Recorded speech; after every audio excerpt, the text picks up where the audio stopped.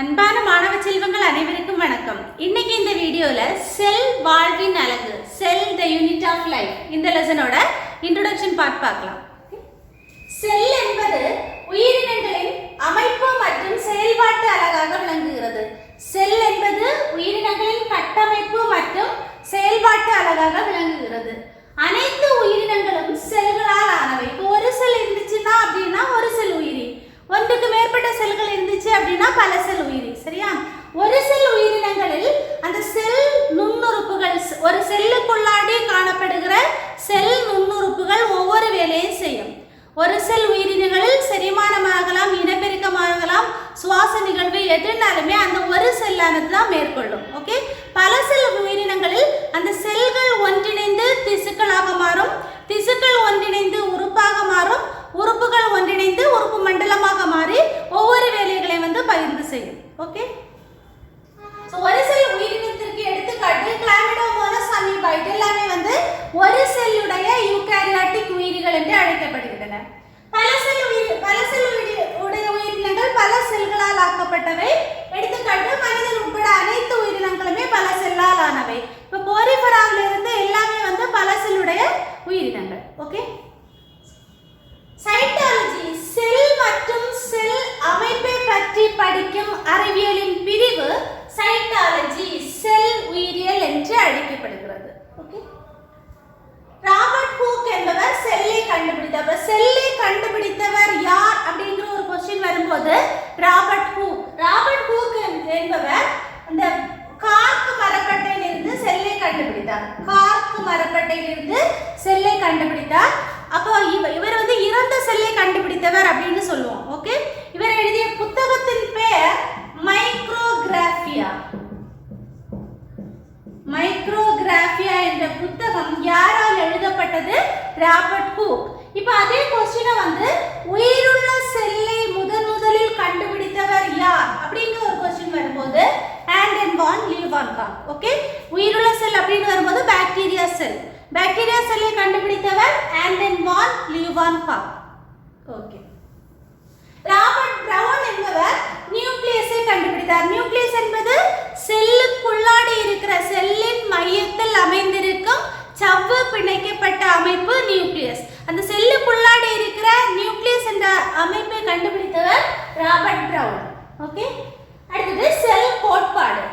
1838ஆம் ஆண்டு மத்தியாஸ் ஷ்லைடன் என்ற ஜெர்மன் நாட்டு தாவரவியல் அறிஞர் தாவர செல்லை கண்டுபிடித்தார். ஓகே, 1838ஆம் ஆண்டு மத்தியாஸ் ஷ்லைடன் அப்படிங்கிறவர் ஜெர்மன் நாட்டை சார்ந்த தாவரவியல் அறிஞர். 1839ஆம் ஆண்டு தியோடர் ஸ்வான், இவர் பிரிட்டிஷ் நாட்டு விலங்கியல் அறிஞர்.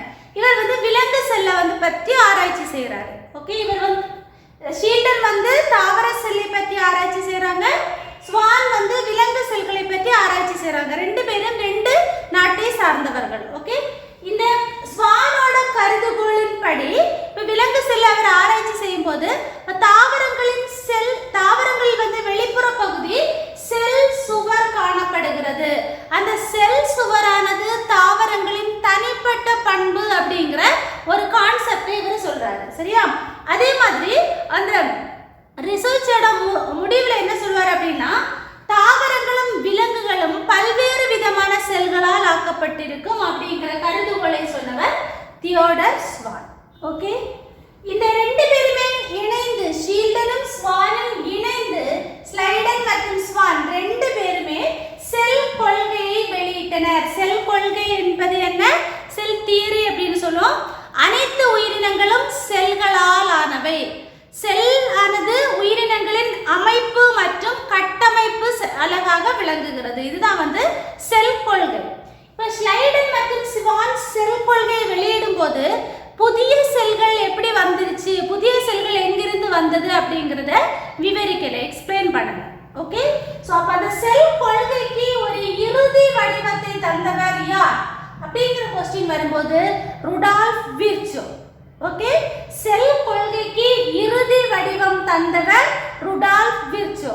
ருடால்ஃப் விர்ச்சோவோட ஸ்டேட்மென்ட், அதாவது ஜெனரலைசேஷன் அப்படின்னு சொல்லுவாங்க, ஆம்னி செல்லுலார் இ செல்லுலேர் என்பது புதிய செல்கள் பழைய செல்களிலிருந்து உருவாகின்றன.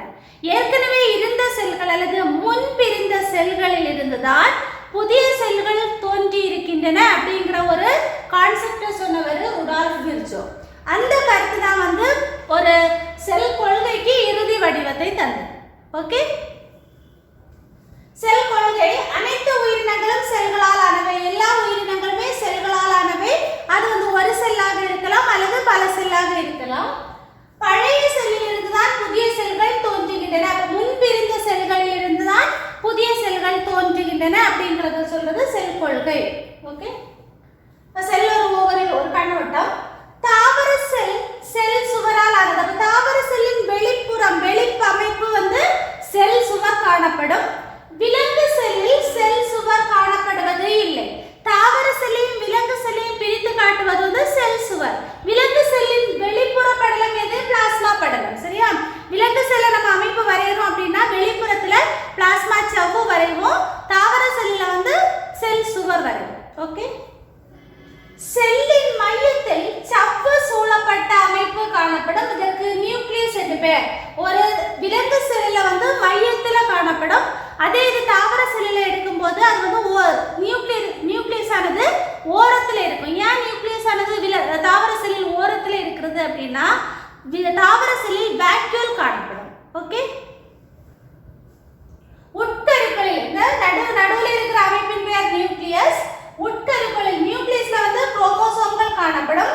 குரோமோசோம்களில் மரபணு பொருள் டிஎன்ஏ காணப்படும். ஓகே, உட்கருக்களில் குரோமோசோம்கள் காணப்படும். குரோமோசோம்கள் மரபணுக்களான டிஎன்ஏ காணப்படும். ஓகே, இப்போ ஒரு செல்ல வந்து ப்ரோகாரியோட்டிக் செல் மற்றும் யூகாரியோட்டிக் செல் அப்படின்னு ரெண்டா பிரிக்கலாம். ப்ரோகாரியோட்டிக் செல் அப்படிங்கிறது உண்மையான உட்கரு அற்ற செல். அப்ப நியூக்ளியர் உரை அதுல காணப்படாது. அது வந்து ப்ரோகாரியோட்டிக் செல். பாக்டீரியா எல்லாமே ப்ரோகாரியோட்டிக் செல்.